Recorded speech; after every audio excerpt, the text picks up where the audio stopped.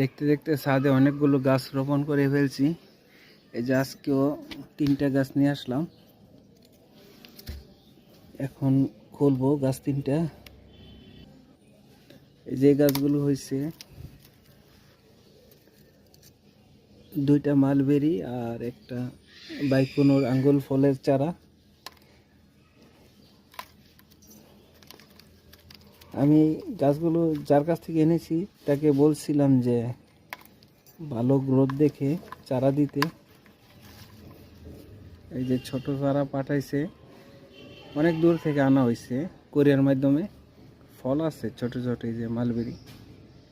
দেখা যাক কেমন হয়। এই যে আরেকটা, এটা কাটতে হবে।